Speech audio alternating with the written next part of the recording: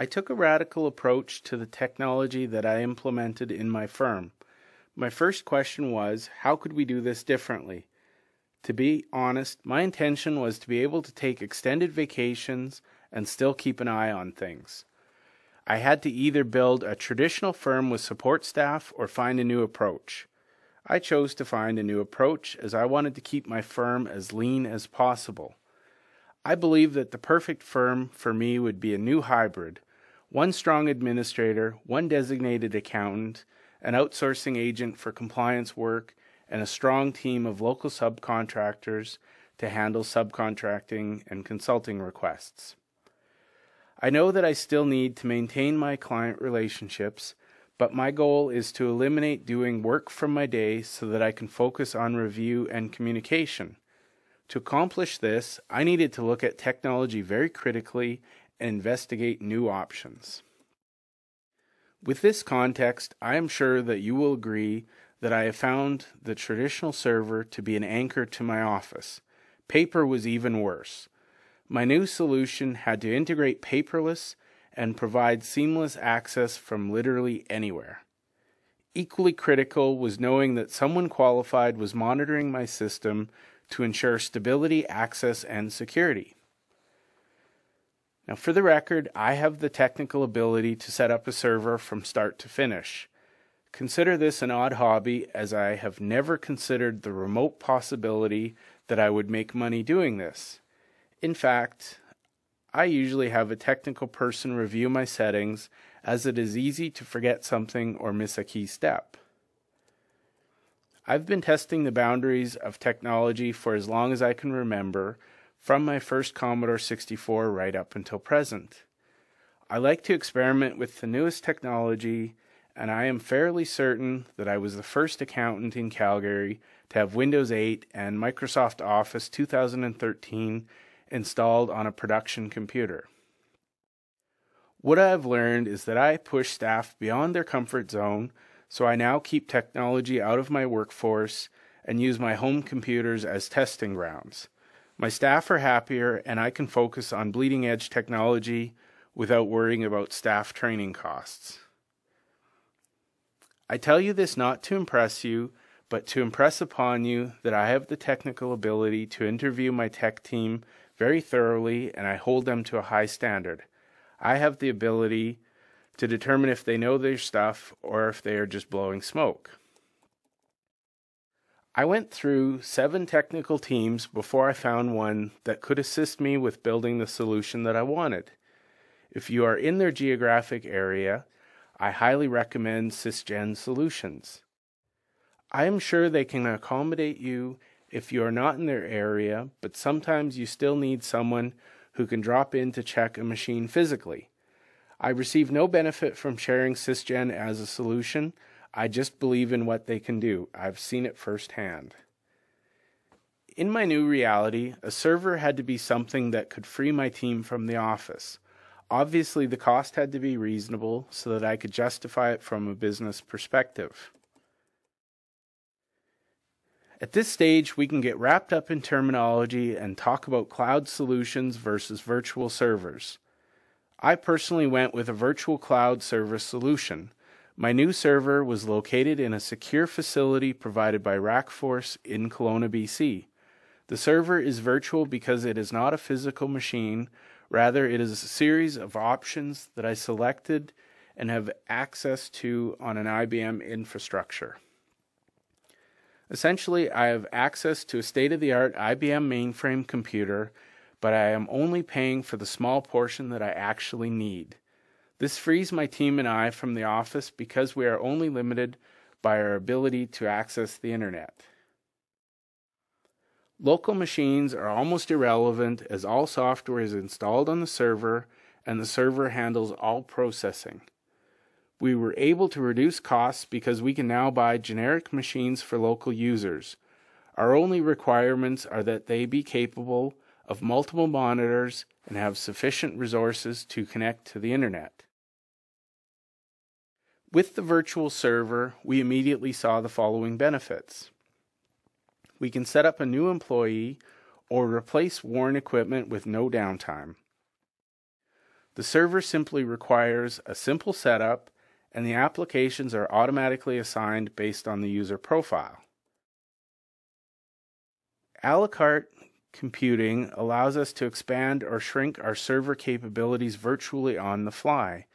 The solution we had designed was built to allow us to increase our staff complement from 5 to 30 with absolutely no downtime. Cost reduction. We did not have to purchase, set up, and deploy physical servers. We have compared the cost of our server with full support versus the cost of acquiring a similar physical server. We pay roughly $2,500 per month for full support and our server rental. To purchase a similar server, the costs were in the $75,000 range, assuming no issues were encountered. Support was over and above that purchase price. We have a nominal upfront investment for our server. As I mentioned, we pay on a monthly basis. Our staff computers are completely disposable. My ultimate goal is to eliminate the dependency on Microsoft products. I have tested alternatives and can say with certainty that the alternatives outperform Microsoft easily. The only limitation I've found here is that staff need additional training to use the alternatives. I respect this as a serious limitation, but I believe that the reduced technology costs and improved efficiency will offset the short-term costs of training. We have greater security because we do not have data hosted on local computers or flash drives. Everything is stored on our virtual server in the cloud.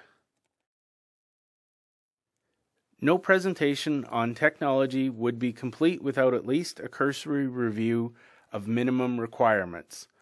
I am extremely impatient with technology, so my current laptop is running with excessive components. I have an i7 dual quad-core processors with 16 gigs of RAM. I generally have 2 or 3 operating systems running at any given time. At the moment, I have Windows 7, Windows 8, and 2 versions of Linux installed. I do not currently recommend Linux as a full alternative to Windows, as it requires specific staff training. A question that is emerging more and more often is, should I go with Windows 7 or Windows 8? I find this is really a personal preference, and it may in fact be determined more by your IT team or computer availability at local stores. I have talked to a few IT professionals who are recommending the client stay with Windows 7. The main reasons are that Microsoft has not yet worked out all security bugs with Windows 8, and that end users may in fact resist the different interface. I actually experienced staff revolt when we attempted to implement Windows 8. In the end, we gave each staff member a choice, and all staff chose the familiar Windows 7. When it comes to RAM, I think that a minimum 4 gig is a good starting point. It will likely exceed what many of you already have, but I warned you up front that I am impatient and refuse to wait for a computer. When it comes to processors, i3 or i5 is more than adequate. I'm impatient, so I have an i7. There are generic versions of each of these as well, but personally I prefer to stick to Intel. I have some brand loyalty to the name. There is a discussion in the computer world about the value of 32-bit versus 64-bit. I don't know if you've heard this discussion before, but either most accountants I know didn't find it to be relevant or interesting, therefore they ignored it. My high-level understanding is that 32-bit ensures that older programs will continue to work. 64-bit is a newer option that ensures you can run new programs, and it allows your computer to access more than 4 gig of RAM. I personally have not yet encountered any software that works on one platform but not the other. However, older hardware drivers may not work on the 64-bit platform. Some hardware manufacturers have deliberately used the 32-64-bit transition to stop supporting their older hardware. Printers and scanners seem to be the biggest culprit here. In short, if you have hardware that works and you like it, stick with 32-bit as long as it is an option. Do you need a laptop or is a desktop suitable for you? Given the current pricing and options, I'm inclined to call this one a personal preference or a draw. Desktop machines do generally offer more power at a lower cost, but you sacrifice portability. I like to work remotely, so I spend a bit more for a faster laptop. The main limitation that I've encountered is in relation to how many monitors each can support. On that note, how many monitors are enough? I'm going to swim upstream on this issue. Most accountants that I know have 3 or 4 monitors. I personally consider every inch of my desk to be valuable real estate, so I find the idea of 4 monitors a bit excessive. Instead, I have 2 27-inch monitors. They give me the same functionality of a traditional 4-monitor setup, but they take up less space and require fewer connections. Individually, the larger monitors cost slightly more than smaller monitors, but I buy fewer, so my overall cost is lower. Data backup versus archival. I've used a combination of traditional backup solutions and MagnaStore to protect the integrity of my data. I will distinguish between archiving and backup for clarity. Archival data is data that is at rest and will not change. For example, prior year files. Active data should be backed up because it changes. For example, current year files. If you separate the two, you can drastically reduce your backup time and costs. Why? Well, think about the volume of data that you're backing up daily. Over years, the archive and active data are both backed up. As the file sizes increase, you can see your backup process taking longer and longer. I know of one firm that had to go with this option because their backup process exceeded their time available. They had it set to start at 8 p.m., which in theory was after the last staff member left for the day, and the backup was supposed to finish before the first staff members arrived the next day in the morning. Once the backup exceeded that window, the firm risked losing data as critical files were being skipped because they were now in use. Once the firm separated their data, they were able to shorten their total backup time to under an hour. An added benefit of the distinction between archival and active data is that in the event of a server failure, key data is restored faster because only critical files are on the backup. Archival data can be restored at a later date or made available on permanent facilities off-site. If you have an IT person, ask them to review whether MagnaStore would suit your needs. I've been involved with MagnaStore since its first version was released. I've been doing both alpha and beta testing, and I definitely see the value in a modern accounting firm. The right technology solution for your firm should consider your personal work style, how and where you intend to work, and the capability of your staff to learn new technology. The cost of the wrong system will be more pain than you wish to endure. Personally, I believe that software as a service will be the greatest area for growth in accounting firms. Clients will be looking to us to assist them with finding the right solutions and implementing them. Software as a service is less complicated than it sounds. Essentially, you purchase an ongoing license, usually on a monthly basis, to use the features that you require.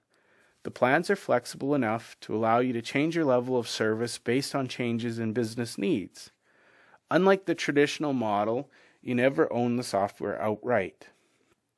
Having said that, QuickBooks and Sage 50 have been pushing towards this model for years, selling ongoing updates and payroll packages separately from the core software. Xero is currently my favorite online accounting package. I see it as a way to differentiate your firm from others. Xero integrates quite easily with several other packages, allowing your clients to expand their functionality. including things like inventory management, time and billing, as well as CRM and project management. This is the most expensive program listed, but I think it is well worth it. The base price for Xero is about $30 per month, plus monthly charges for the add-ins. Wave is a free solution supported solely by advertising. The target audience for Wave is a business with fewer than 9 employees. It works best when used for invoicing. There are limitations, but it is perfect for small businesses with a few transactions. FreshBooks and Cashew are strong contenders. Both provide free demo versions, and added functionality is provided through paid subscriptions. Expensify is one of my favorite applications for expense reporting. It allows the user to take a picture of an invoice, classify it, and generate an expense report with minimal effort. The core product is free, but you have to pay for additional storage and any transactions in excess of their minimum. I find this product ideal for the salespeople in my client base, especially realtors.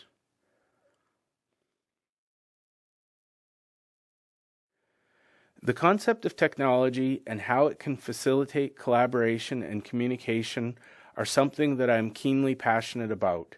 I personally believe that the right technology can facilitate communication and reduce wasted time. I have a client with offices in 3 locations. They need to communicate effectively, and this has been compounded by the multiple locations. Their staff provide service to clients in each locale, so they need to ensure that they can communicate effectively and seamlessly between offices and through their client base. The challenge is to communicate in such a manner as to enhance the client relationship and provide superior service to the client. My current favorite solutions include surprisingly low cost or free options. There are many great paid products out there, but many require contracts. Join.me is a low-cost screen sharing solution. I use this particularly for investigating client variances in their general ledger. AnyMeeting is a free online meeting service, great for sharing ideas and collaborating. They have paid services as well. The only difference I have found is that the free package has pop-up advertising to cover the cost. Otherwise, the functionality is fairly close. Google Hangouts offers a great way to collaborate with clients and team members. You can share and record video as well as share screens. The video component can even be published directly to YouTube. The surprising thing is the cost. It is absolutely free. YouTube has allowed me to streamline my marketing efforts. I can record and post general interest videos on my website. Prospects can view the video to determine if they like my philosophy and if they are interested in talking with me further. It is interesting because people feel that they know me before meeting me, making my close rate significantly higher. Skype is another free solution with a long track record. It has a slight reputation for poor quality and dropped conversations. Unfortunately, anyone with a cell phone knows the same feeling. Overall, I have found Skype to provide good quality audio and video communication. I occasionally use private services to outsource projects overseas. Skype has been an essential tool to facilitate these projects. iZig is a new technology that I am watching develop. Text messages are used to communicate with prospects. You can use text messaging to share information about your office, essentially a high-powered electronic business card. You can also use text messages to send out information to clients and contacts. I find it very similar to Twitter, but with some interesting functionality.